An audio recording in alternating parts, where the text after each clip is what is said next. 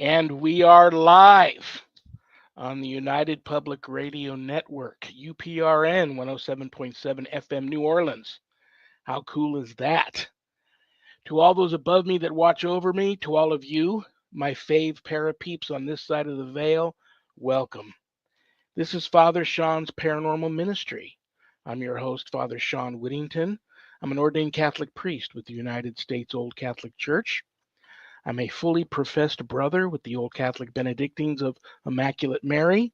I'm a team member, Society of St. Benedict, and co-founder of GhostBegone.biz. And yes, I'm that guy on Eli Roth Presents The Legion of Exorcists on Travel Channel, which is currently streaming everywhere. And I want to take a moment to thank everybody that continues to discover that show out there in Streamland and reaching out to me with such wonderful support for the show and for the project and all the wonderful compliments. I really appreciate that. God bless you all for doing that. No word yet if we're going to a season 2. It hasn't been canceled. It just hasn't been greenlit for a season 2. So we're keeping our fingers crossed. What else do I want to tell you guys? If there's anything you want to know about my wife and I and our ministry work, go to our website, www.ghost-b-gone.biz, ghostbegone.biz. When you go there to visit, there's a lot of cool things to see. My books are there, God, Ghosts, and the Paranormal Ministry, and God, Ghosts, and the Paranormal Ministry 2. You can get them a little less expensive at Amazon, and they also come in an audio version. But if you buy them off the website, they come from my office here. I autograph them, and they arrive to you in a beautiful house blessing kit, which may come in handy. One of those things that you know, better to have one and not need it than to need one and not have one. So both of those are there. But the beautiful thing about buying the books off the website is part of the proceeds of every sale of every copy of my books goes to support stjude.org, St. Jude's Children's Research Hospital, Nevada, and the ASPCA. So you get to help some of the neediest children on the planet and the animals too. How cool is that? There's a place on the website where you can make an appointment to speak with me. There's also my course there, my online course. It's a 12-week online college-level course, Introduction to Spiritual Warfare, taught by yours truly. And it's a course for all you true warriors for Christ out there that want to learn how to draw your line in the sand, make a stand, circle the wagons, put up a good fight, perhaps the fight of your life against, God forbid, true evil if it ever comes calling. That's the course for you. You can enroll right there on the website, or if you want more information about the course before making that type of commitment, just reach out to me and we can talk about it, and we'll see if that's the course is right for you. Okay, another cool thing about my show on Fridays is I've got an awesome co-host. And I've also got an awesome guest today, and that's why you all tuned in for the two of them. I should just bring them both on and leave.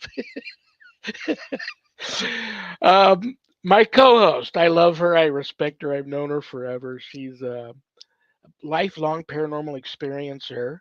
She's had a show just like this many years ago that was very popular for many years. She's the owner of Stellium Books. She's my publisher. So without further ado, please welcome to the show my co-host, Annette Munich. Hi, Father Shawn. Hi, everybody. I'm so happy to be here. You look very pretty today. How you feeling? I'm feeling pretty good. How is the family doing? Family is doing pretty good. How was your Thanksgiving? Thanksgiving was pretty good. Do you have any big plans for Christmas and New Year's?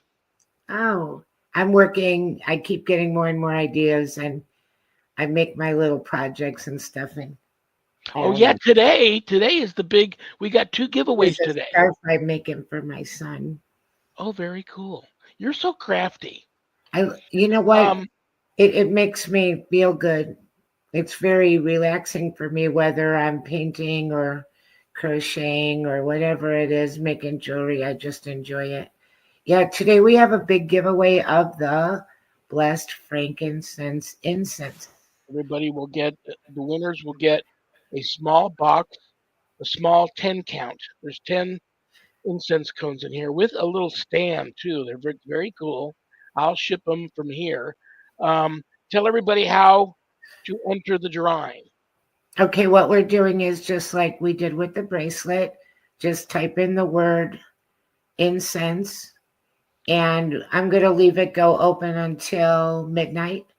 And I'll look at the show because I don't want to leave people out of it if they have to work and they can't watch the show live. But Oh, that's wonderful. so if they put in the comments incense, then I write their name on a piece of paper, and then later I lay down all of the pieces and I send Shawn a message and say, pick a number between this and that. And he picks a number, and that's our winner. So it's very. How do you know where to? If they just put the word incense in, how do you know where to ship it? Because I'm going to need another address. We don't. The lady that won the bracelet last week, we did not hear back from her. Oh no! And we don't know where to ship it because I was thinking that they would check back on the page, to see if they won or not. Her name is Jennifer Shirillo. Okay, Jennifer, if you're watching or you get this message, reach out to us. Well, I'm glad we're talking about it then. Not only put the word incense in, but just your shipping address where we can mail it to you. So I don't want them to feel like they have to put their address in a public place. I would give them my email, and then we'll get their information that way. But check back on the page tomorrow, the show page, and see, because I will type in the winner, and we've got Michelle here, and we've got Infinite Joy, Michelle Wilfong, and they're all typing incense. I'll give my email too. It's Shawn SHAWN LVNV as in Las Vegas, Nevada, LVNV at hotmail.com. At hotmail.com. Shawn LVNV at hotmail.com, and then you can send us a private message, Annette or myself, your shipping address, and then that way when we pick the winner, I'll know where to send the incense to. Do you want to give out your email now or not till later?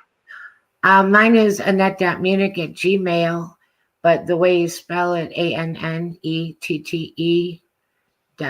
.period Munich MUNNICH.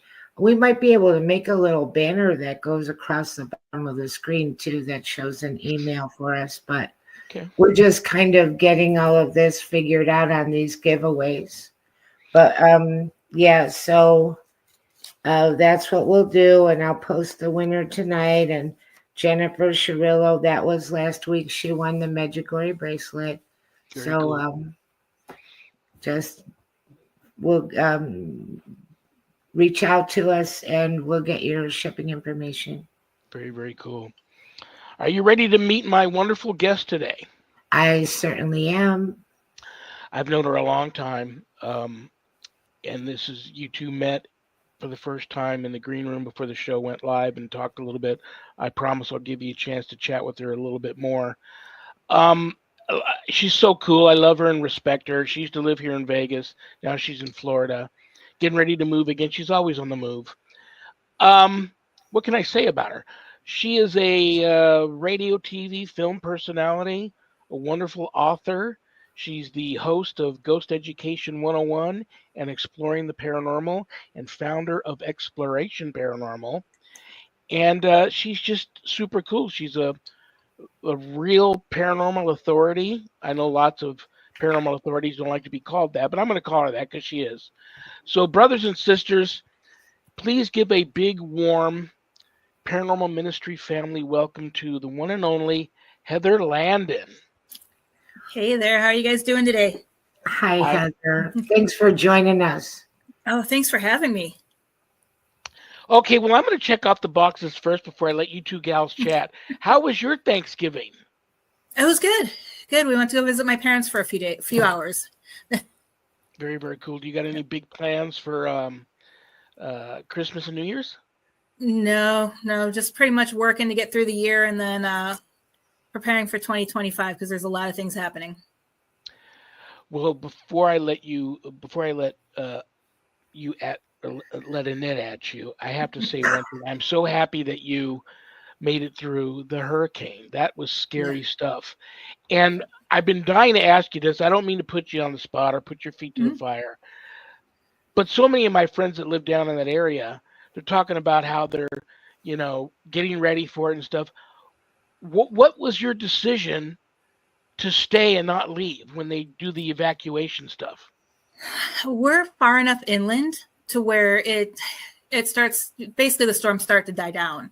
But with this last one, we were still a direct hit because it came right over Tampa and then right over us. So it kind of followed I-4 just over us. So it was kind of scary at first, but it wasn't as bad as we thought it was. But it was still, we were without power up until a couple weeks ago, because I work for a communications company. 10% of our customers and 10% of area residents were still without power.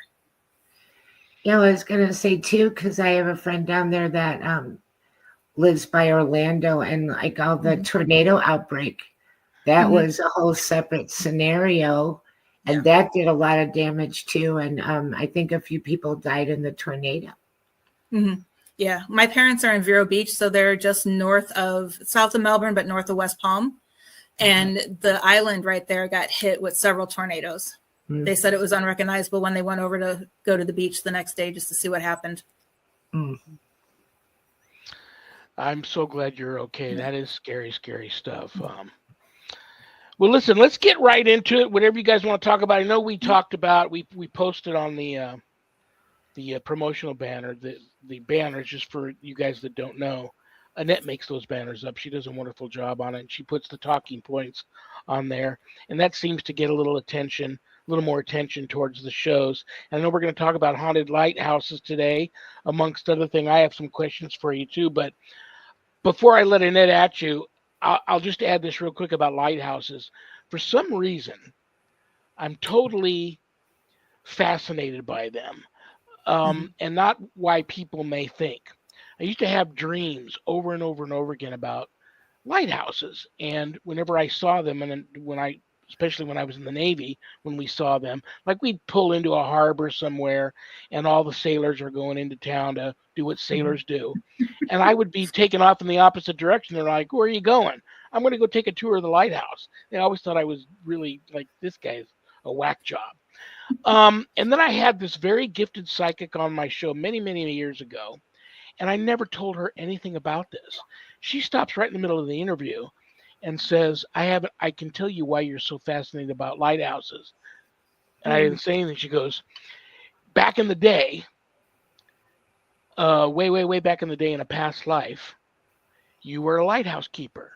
Wow. And you fell to your death down the stairs during a storm. And that's also why you have such bad neck problems. I never said anything about my neck problem, which I do all my life. I've had this bad neck problem, x-rays, exams. They can never figure out what's wrong with my neck. And so I thought that was the most amazing thing. And I don't know if you guys remember this. Do you remember about 20 years ago when the government was selling lighthouses for like $1? I wanted to buy one so bad, but you had to, I was going to use my VA loan when I got out of the Navy to buy it, even though it was only for $1, but you had to prove that you could get it back working again and that you had handyman skills, which I didn't have any. And I didn't have the money to, it takes a lot of money because these were all run down, dilapidated lighthouses that they couldn't fix anymore, and they needed you to fix them back up. And I didn't have the ability to do that. But I also know that they're very, very haunted. So you might want to, when you talk about it, in your humble professional opinion, why you think seems to be every single one that I've ever visited was haunted. I could see them, feel them, and whatever else Annette might want to add to that. But I'll let you two chat about haunted lighthouses. I've heard so many stories of haunted lighthouses, and it occurred to me, Shawn, you could have paid $1, bought a lighthouse, and been haunted by a past version of yourself. What a conundrum. What to do? Just that, I'm telling you, the whole, and see here, you in an indirect way we got back into the doppelganger thing. The doppelganger thing is Right. just tripping me out. You know, how You- Sharon you- still sees me here. I have yet to see me. So yeah, that would have been I been a actually have new stuff that I could say about that. I guess we could call it a case, but there's been a new incident. But we should ask everybody that comes on this show if they've had experience with this and what their opinions on it are, the doppelganger thing, because, it's really hard to sort of put your finger on what that's all about. What do you think, Heather, about the doppelganger thing? Not an area I did a lot of research on, but I've never encountered one. But I know a lot of people who said they have. And I'm still torn on that one. I guess I need to start diving into that and researching that a little bit more. That's like the one area I haven't explored. Well, you talk to so many paranormal investigators, and I'm sure you have too. And first, a lot of these cases, it starts with a mimicking. They hear someone on their team is calling them, but the team member is in another direction, or the team member's in another direction and they're walking through, and then they see their team member and they go to them to see if they need help or follow them, and they go there and the team member's not there, they're somewhere else. But I don't think I've ever spoken to anybody that's actually come face to face with their doppelganger. Close. I mean, Annette, you've met Susan Ahern. She's stopped at a place that the reason why she stopped is she felt she'd been there before. And she goes up and knocks on the door, not knowing the people, and they open up the door and they go, what are you doing back here? You already came and visited us like a week ago. And she had never been there before. So that's just trippy stuff. And it's like even Sharon, when she was in college, took a trip home for summer vacation, ended up stopping to get a bite to eat and get some gas in this little village. And she was creeped out because everyone in the village was dressed like in olden times and there were no cars and stuff. And people were waving to her like they knew her and stuff. She got a little creeped out and left, drove to the next town. And when she asked the people in this next town about that village, nobody said there's no village there. Between where you left from college to here, we're the first town, so there are no villages. So that has freaked Sharon out all her life, but she's never come face to face with herself before, so that's a trip. But I'll let you two talk about haunted lighthouses. A quick hello to our friend Lala. She's here. Lala Bright's here. Hi, Lala. Always nice to see her. Really quickly, I'm going to butcher this, but someone told me a story that they wrote about traveling and stopping in this really old-fashioned looking town, very little dink place, going into a diner. All the cars and all the people look from, a different era, like the 40s. And he's seeing the cigarettes and he's seeing brands that they don't make anymore for sale. And he's just like, somehow there's places where there can also be a little bit of a time warp. And that's kind of crazy, creepy too. We have a surprise for everybody who probably already, if you didn't see my post earlier this week, we're also giving a giveaway that's one of the books that Heather wrote, Ghosts and Legends of the Vegas Valley. I did the forward on it. It hasn't arrived yet, Heather. I shipped it this morning. As soon as it arrives, guys, she's already autographed it, and then I'm going to autograph the forward. I did the forward in the book. It's a wonderful book.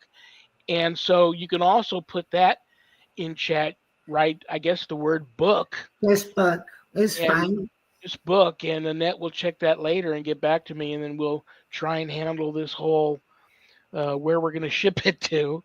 But you've got our emails now, and that's a wonderful book. Whoever gets that book's going to love that book. And like I said, Heather has autographed it. I'll make sure my autograph gets on there too.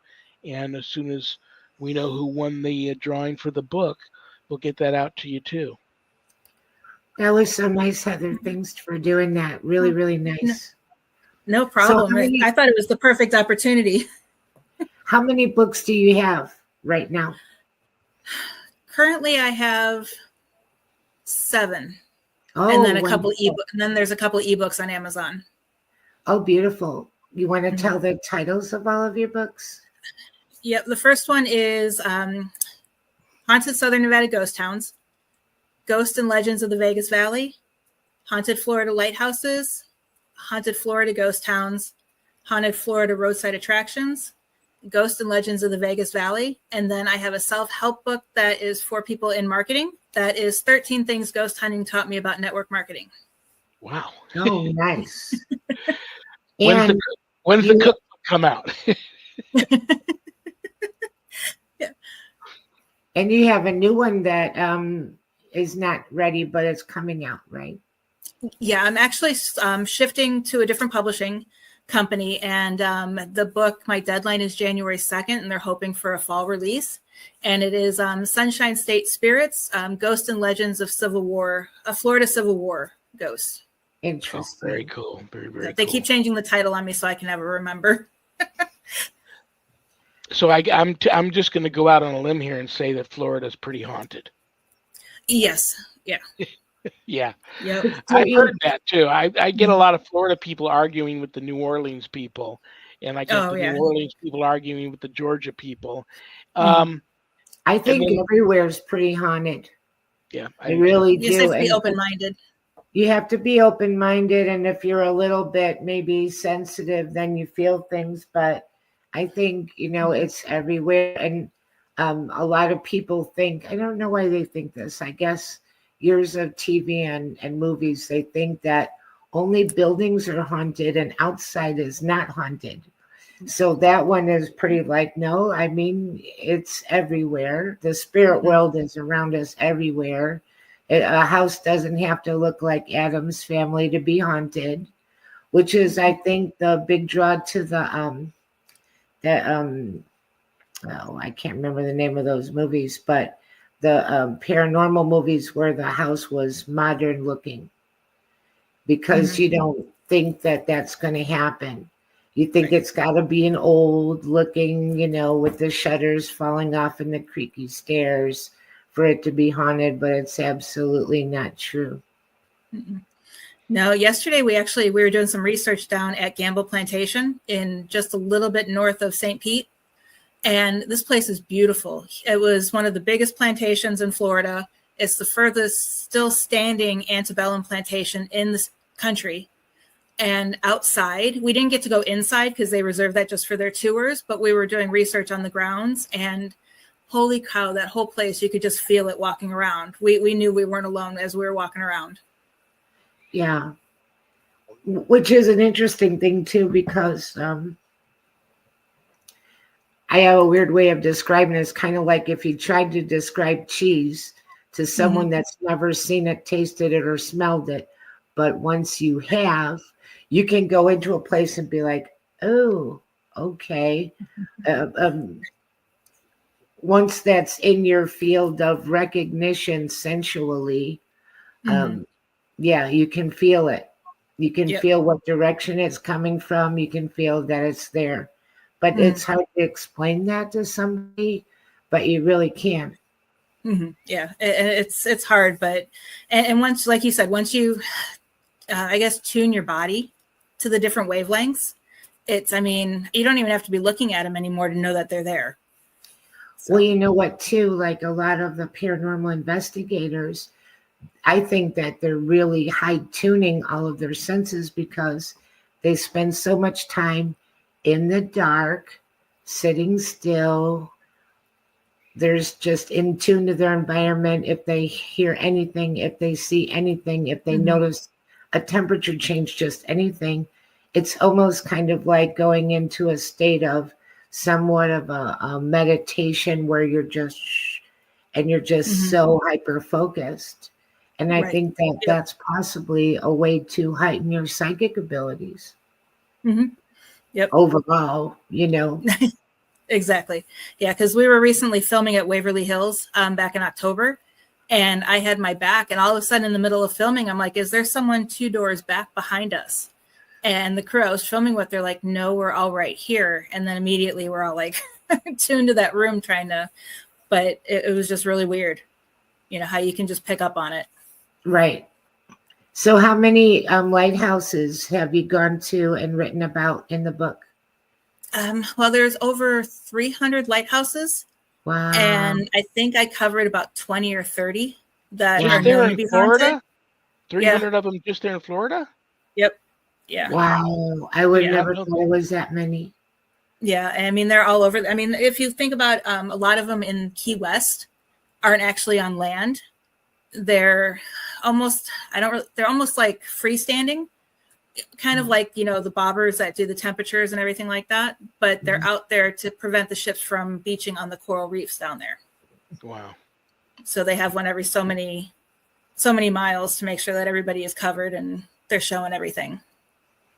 But as far as ones I've been to, I think I've only been to about a dozen because there's just way too many of them.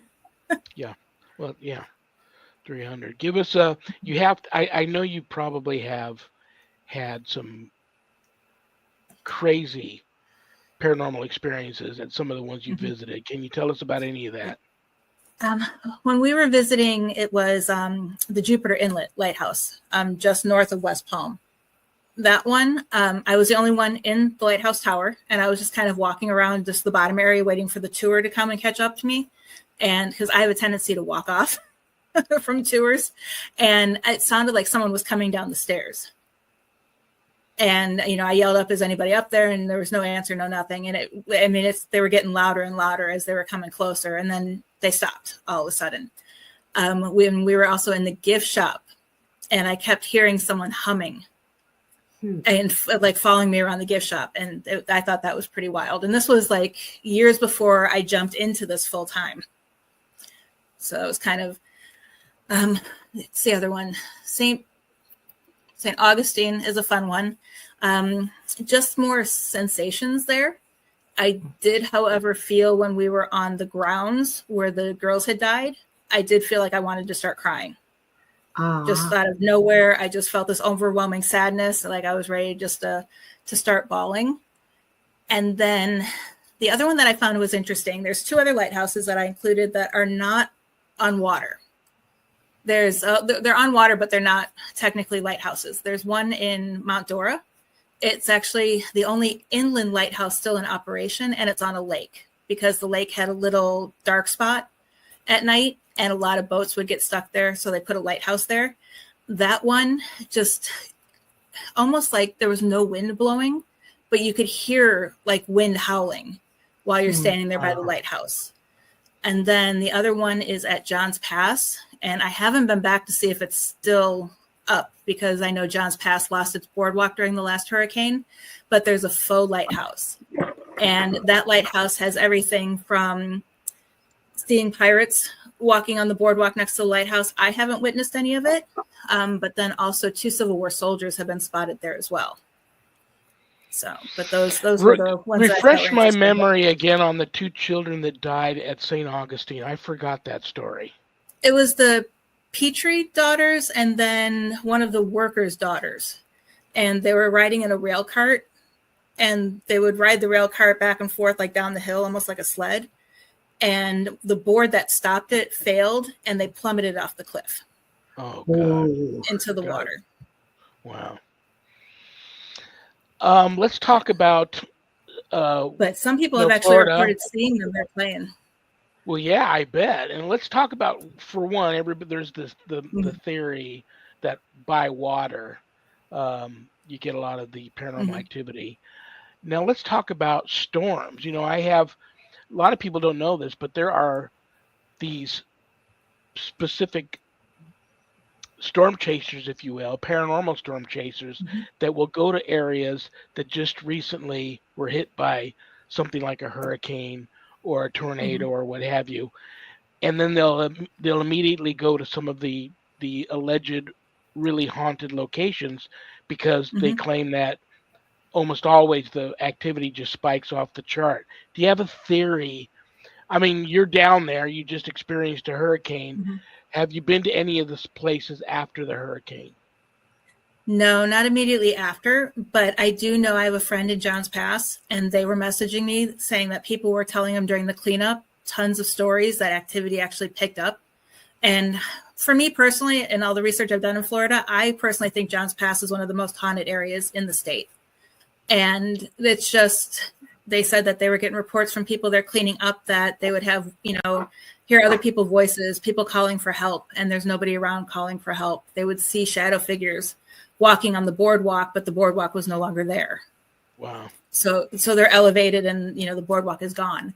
I personally think that it could be the spirits are just as shocked as we are, that their home is destroyed, but they can't do anything about it. That's really interesting, and I hadn't heard that before, a correlation about an uptick in paranormal activity after severe weather. I hadn't heard of that before. Yeah, one of the most famous stories is about all of the paranormal activity that New Orleans experienced after that one big, really bad, and God forgive me for forgetting the name of that. Katrina? Yeah, that's it. Because, they had coffins floating down the street and suicides and many people died right there that stayed behind and didn't evacuate. So yeah, there was a lot of reports of the paranormal activity, just feeling a foreboding, like an evil blanket had just came over that city. That's pretty intense. But yeah, what about the residual stuff? Now you see these ghosts. Like, I know you are you're the got some great shows, Ghost Education 101. So let me ask you on Ghost Education 101. Do ghosts make good students? No, but humans don't make good students either. So No, they don't. And I always tell people, when you go to these locations, if I was a ghost, I would be annoyed at the team after team after team coming in there asking me to, they knock. They want you to knock twice, or they want you to roll the ball, or they want you to turn on the flashlight. I mean, I love it when I see some of these teams that really were passionate enough to get a little more creative in how they want to talk to these spirits. Like, people think I'm crazy for doing this, but I'm a big fan of the old voiceover recorders that take the little cassette decks. Everybody says, well, the theory is they create their own white noise. Well, I would actually, before I even go to the location, I'm like, well, if we hear them better on there, maybe they hear us better on the tape. So I'll record an EVP session, my voice, the questions on one tape recorder. And then when I go there, I'll find an area that I think I started finding team members would come to me way back in the day and say, did you conduct an EVP session in this area? Matter of fact, I did. How'd you know? Well, I was getting somebody answering, saying stuff to us, and I wasn't asking any questions on the other side of the location. So I got to thinking, and I don't know why I thought of a baby monitor, because I had so many mothers come to me and say, I hear my child talking to somebody at night on the baby monitor. So I bought a really cool set of baby monitors. I set one at the other end of the location. I set the baby monitor up for like real-time conversation. I would have one tape recorder recording. I would press play on the other tape recorder, and then I would be quiet. And the tape recorder, it would ask my question, and about 30 seconds pause, it would ask another question, and you would actually get almost real-time EVP response on this baby monitor, and the other end of the baby monitor is somewhere else. Right. But sometimes you would get nothing recorded on the tape recorder or nothing recorded on the high def audio on the camera that's filming. So I have no explanation for any of that. I know that I don't know all the answers. I know I'm going to put your feet to the fire here. What do you think about all of that? You have an EVP session in one area, questions being answered somewhere else. You're audibly hearing answers, but the other tape recorder is not picking it up. What do you think's going on there? There's a ton of different things that are going on in that scenario because if you think about it, spirits aren't really stuck in one area like we are. So who's to say that their conscious isn't spread throughout the whole location? So when you're asking your questions, maybe their conscious is strong enough to provide a response, but it's across on the other side of the property. And as far as like the different recorders picking it up, we get that all the time. I mean, we'll have a video camera pick up one part of the answer and then a digital voice recorder on the other side of the room picking up the other part of the answer. But any of us heard anything that was being said. So I just think it's more or less about where the spirit is and kind of like maybe what their frequency level is as well, because that's why I personally believe that's why not a lot of people see spirits, because they're not in tune at the same frequency that the spirits are.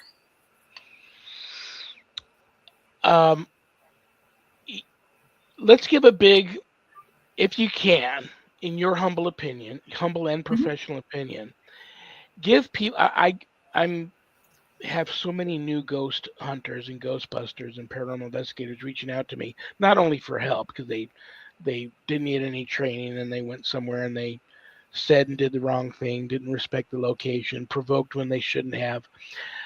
Your team has been so successful and been to so many places all over the country. Give everybody out there new to this field that's thinking about, picking up a tape recorder and a camera and going on ghost tours and going out on their own and investigating alleged haunted locations. Give up your biggest do, what you think a team should always do, and give us your biggest don't, what a team and members should never do. Okay. First of all, the biggest do, as I tell everybody, is to find a mentor. I mean, just because you've watched all these ghost shows, or, I even tell people, even if they've watched Ghost Education 101, you still need a mentor to help guide you. And, and it's not a long-term thing, just kind of learn the ins and outs, and actually shadow them a couple times on an investigation to see what they do. And the biggest don't is don't stop learning. This field is continually changing. Be selective in what you're learning from and who you're learning from, but read as many books as you can and make educated decisions as to what you feel is the correct way to do it for you and your team. Just because one team does it a certain way doesn't mean your team either A, has to do it that way, or B, can't find a way that works for them. What's your theory on or your opinion on having a legitimate gifted psychic on the team? Many teams love having a psychic on the team. Many teams won't have a psychic on the team. What do you feel about that? Personally, I think whether or not you have one as a member of your team, you want to have a connection to one. And what we don't have one on our team, even though a lot of people have told me I just don't pursue those abilities just because I like to know the history and everything I can about a location before we investigate. And that's not something a psychic can do. But when you do bring your psychic, make sure that they don't know the address, don't know the location, and don't know anything about anything that's happening. And when we've brought one on an investigation with us in the past, we've actually picked them up and told them, we wouldn't give them the address for them to drive because you run the risk of them actually Googling that address. Good advice. Good advice. Did you give us a don't? Don't stop learning, but I have a whole list of don'ts. Yeah, I bet you do. Well, listen, I was stalking you this past week.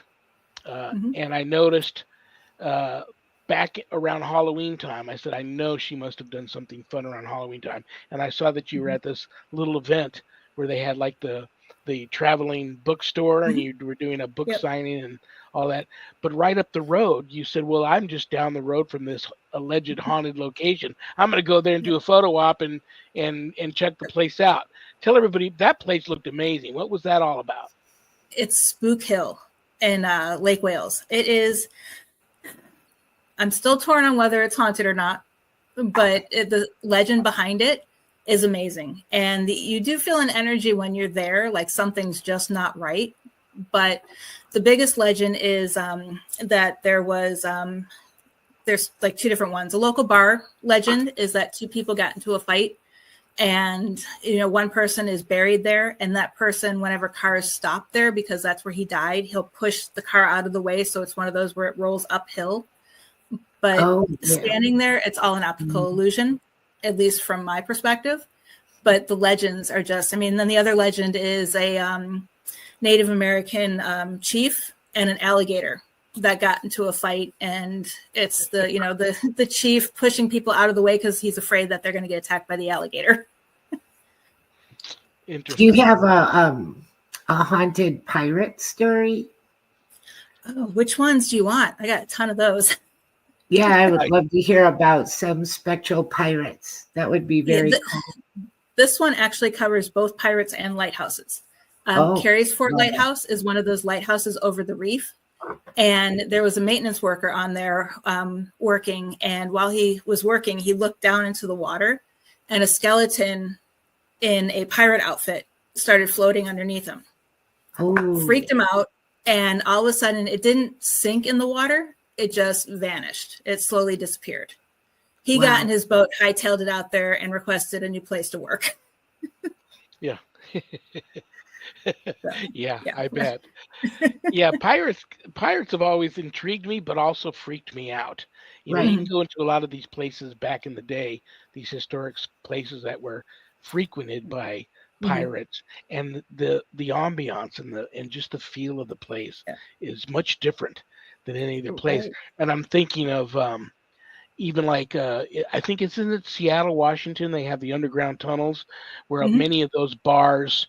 That's where they came up with the name Shanghai, because many of the bars had trap doors where they'd get a guy drunk and they'd spike his drink and knock him out, and then shove him down these holes or hit him over the head or something and shove him down these holes, and then they would take him out through these tunnels to these ships that needed sailors.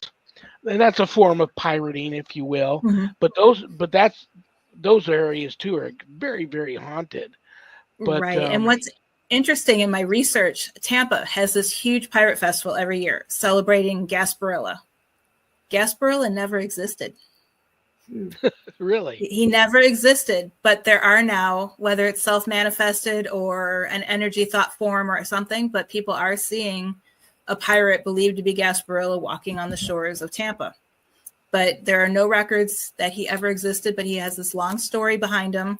And it came out that 1920 something, the hotel on Gasparilla Island created Jose Gaspar, the pirate, as a marketing ploy to get people to come to the island to visit. And that's how he came about. That is so interesting. Yeah, I remember when I was in the Navy, I used to, even if I wasn't working like at night, you don't have any lights on, so you better know where you're going or you don't smack your head on a bulkhead and crack it open. But if I wasn't working at night in the radio shack, I would set my alarm and I would leave my berthing area, and I'd go out, and for years I would just hope to have a ghost ship sighting, especially if we were in an area that was known to have had sightings before of ghost ships. Never saw one. But what's your theory on that? Do you think that's it could be intelligent, maybe, I don't know, maybe residual, but there must be stories of the sightings of ghost ships down in your area. Yeah, I found two. One is Sulphur Springs, which used to be a lighthouse, but now it's a water tower. There is people will see a ship that looks like a pirate ship just kind of wandering and then just all of a sudden vanishes. So for me, I think that one might be residual just because of the way it doesn't interact or anything. But then there are stories in the Everglades that there's a pirate ship that makes its way through the Everglades as far as it can. And it almost seems like because people have said that they've seen spirits on that ship and pirates on that ship. And it seems that those pirates seem to notice when someone notices them, and then they turn the ship around.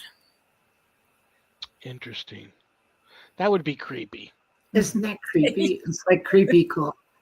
Yeah, creepy cool, but very creepy. There has to be something so also very sad. The vision of a ghost ship, you know. Yeah. And it's fun, you know, when I would tell other sailors on the ship what I was doing, they'd get upset with me because that's bad luck. They don't want, you know, if we see one, you know, that's bad luck. If you're on a ship and you see a ghost ship, it's bad luck. So, you know, knock that off. The guys would get mad at me. You know, it is what it is. You know. Well, listen, talk to everybody about. I think a couple of people reached out to me last night. You don't do. Are you on hiatus on your shows, or are you still doing them on a regular basis? Yeah. Both Ghost Education 101 and Exploring the Paranormal. People have asked me about that this past week. Yeah, Ghost Education 101, we had some issues in, the storms. We had the two hurricanes back to back that knocked out a power, so I wasn't able to host it for about a month. And then we did 2 shows in October, but now we're on break until after the first of the year because of our schedules. And Exploring the Paranormal is actually, I'm trying to find a new home for it. Ever since WLTK Talk Radio shut down, I haven't had a home for my show. So I'm kind of in the process of trying to find a new home for it. Interesting. Very interesting. You'll find one. I'm working on it. Yeah, both of your shows are wonderful. You won't have a problem with that, but very, very cool. Very, very cool. Annette, do you have anything else you'd like to, before we kick her out of here? Gosh, that went fast. Do you have anything else you'd like to? Do we have time to do that? Oh, I know what I wanted to do. I want to pull out today's mailbag question and see if it's. We get some really interesting questions, and a lot of times the guests have, just something really great to say about it, This is from Ben K in Washington. Hi, Ben. I'm assuming the state, Washington State. I live in a pretty haunted area. Some of it is the land. Some of it are locations where bad things have happened. Where do you feel the most haunted area? Where do you feel the most haunted area of the country? I would imagine he meant what part of the country. What do you feel are the most common causes for a haunting? That's a good question. It's funny. We kind of indirectly answered that in the beginning of the show. Right. The most haunted part of everywhere's haunted. You can find hauntings everywhere, but that is a good question. What do you feel is one of the main causes for a haunting? And I know there's probably 100 answers to that, but what do you think? What's your gut tell you? I guess I can sum it up in the word love. Because spirits will go, people think that they're in the cemetery with their body. They're not. They'll think that they're where they died. Chances are they're not. Why do you want to relive that personally? I think they go to a location that they absolutely loved, or they hang around loved ones. I mean, if I pass, I want to go somewhere that I enjoy. I mean, I'll probably haunt the beach, knowing me, because I absolutely love the beach. That's my home, or even Gettysburg, because that I feel like is my second home. I love Gettysburg. When I was a very young kid, I had a paranormal experience. I didn't know it at the time, at Valley Forge. And I remember many years later asking my parents about the reenactment, when I learned what a reenactment was, about the reenactment that we witnessed at Valley Forge. And they said there was no reenactment there. So I was experiencing this, and I didn't share it with my older sisters or my parents till many years later. But Gettysburg is another one of those places. Been there, and I don't think I experienced anything paranormal there. But I mean, I have name after name after name on these lists of people that have talked to me about experiencing things there. Yeah, just off the charts, haunted locale. I probably have had my most paranormal experiences in one location in Gettysburg, because I think the one time we visited, I must have had at least 6 in one weekend visit. So the funny thing is, for me, before I even, thought of anywhere else, you already said Gettysburg, and he said Gettysburg, and I was going to say Gettysburg. Yeah. For, to think about the largest, most concentrated haunted location. Of course, there's many, many, but that's like the first one that pops into my mind is Gettysburg. And, you know, I used to get email and people would say, I live by a Civil War battlefield and I think it's haunted. You know, it's like, I'd be more surprised if it wasn't, right? Yeah. Because, you know, all the sudden death, the heightened emotions, the just, yeah, right. Do you think every spirit needs to be crossed over, or should you let them decide if they want to? Clearly, they know that there's, well, some will say no, they don't, some don't know. But I have a theory that most of them do know, and they choose to be where they're at for the time being. And I think they should, unless they're causing problems and freaking out the people that live there, or behaving in a malevolent manner, I think they should kind of be left to decide when it's time to realize they're not of this, they're of the ages, they're not of this time anymore, and it's time for them to move on. Do you think they should be given a little bit of room to decide on their own, or do you think they so don't belong here that you should really try to cross them over all the time? Well, if we crossed them all over, I'd be out of a job. No.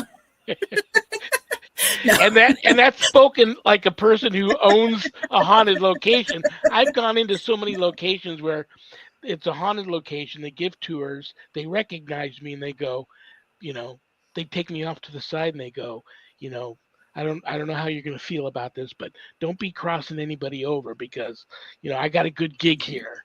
And that's the spirit's choice, not the owner's choice. I think if the spirit wants to go, we should help them.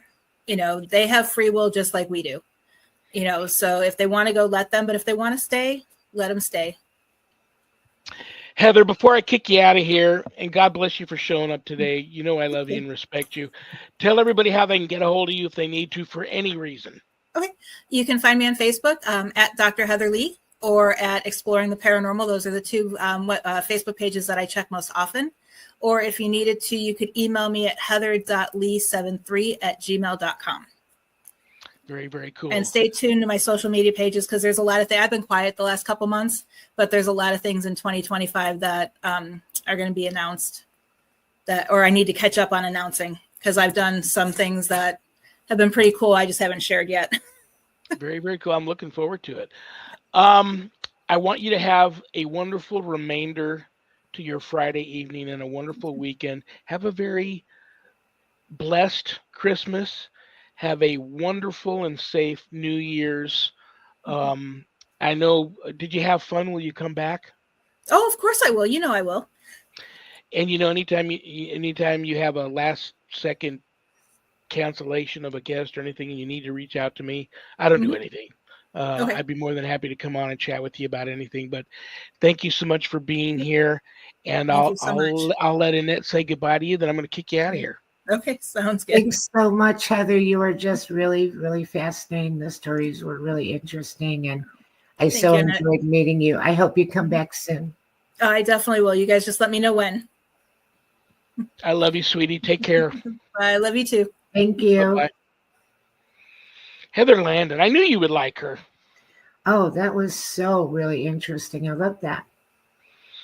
Anything you want to tell anybody before I kick you out of here? Last chance if you want to. We had a couple people join in late. We got Lou Ryder.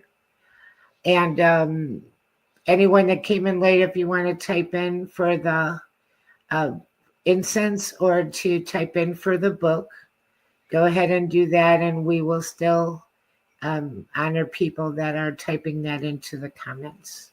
Until remember, you can send us a private message, Shawn, SHAWN, LVNV@hotmail.com with your shipping address if you win the book or the address. And then Annette is ANNETTE.Munich, MUNNICH. What comes after Munich? At Gmail. At gmail.com. Our guest next week, I'm looking so forward to this guy. He just had his shoulder replaced. Ooh. And he's home for the first week. And I said, you want to skip this time and reschedule? You know, he has such a good time when he comes on that he says, no, I'm doing the show. Nice. And it's Friday the 13th next Ooh. week for our show. You're never going to guess the topic. Yeah, I know Friday the 13th. But this is a good one. In my humble opinion, he's the most knowledgeable expert. I'm going to call him an expert on Bigfoot. And Oh, he's had interesting. many, many encounters with them. And his name is Carl Supp. S-U-P. Carl Carl Supp. Supp. Yes, he was on with us before. I liked him very much. Oh, that's right. You've met him He's out in before. So, Arizona, right? I don't know where he's at this time. He moves around too, just like Heather does. So we'll find out where he's at. But that's going to be a wonderful show. And I love and respect you. Thank you so much for being my co-host. Couldn't do it without you. You are You so two, welcome. Thank you. you two have a wonderful remainder to your Friday evening. God bless you. And I'll see you. You and I are going to talk between now and then, but I'll see you on Friday the 13th for our Thank you next so show. much. Thanks for everything, and good night to the audience. Good night. Annette Munich. Let me check the prayer urn real quick.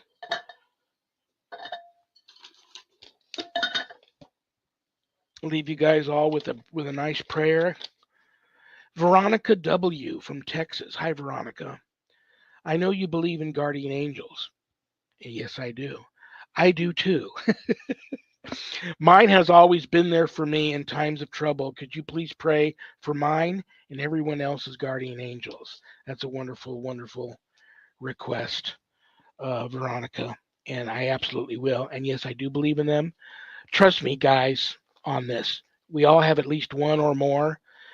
And because of free will, they can't just intervene. If you need their help, they're waiting for you to ask for their help. Pray to them often. Okay?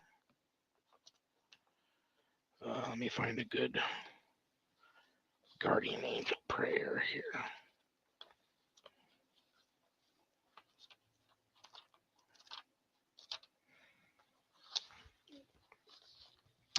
In the name of the Father, and of the Son, and of the Holy Spirit, amen. Dear angel, in his goodness, God gave you to me to guide, protect, and enlighten me, and to bring me back to the right way when I go astray. Encourage me when I am disheartened, and instruct me when I err in my judgment. Help me to become more Christ-like, and so someday to be accepted into the company of angels and saints in heaven. Amen. And I offer that up to everybody's guardian angel. And trust me, brothers and sisters, when I tell you that they do exist. I've met mine twice. Both times, I think it's a she. I don't know if they have sexes, if they're male or female. But she appears to me as a female, and she saved my life twice. So, on that note, thank you all for being here. I don't have a show without you guys. God bless you all. Thank you to United Public Radio Network, UPRN 107.7 FM New Orleans, UPRNTalkRadio.com. Go there if you're a sponsor and you want to have your brand mentioned live on air during my show. Speak to the people there and work that out. So thank you both for that. Stay tuned for Carrie Lynn Shellhorn, host of Spirit Switchboard. And remember, brothers and sisters, we may have done what the devil said we did, but we are not who the devil says we are. I love you all. God bless you all. Good night, Danny. Good night, Jack. Good night, Dog. Good night, Harold. Rest in peace. Good night, Ernie. Good night, Bill. Good night, Dan. In the name of the Father, and the Son, and the Holy Spirit. God bless you all. Peace.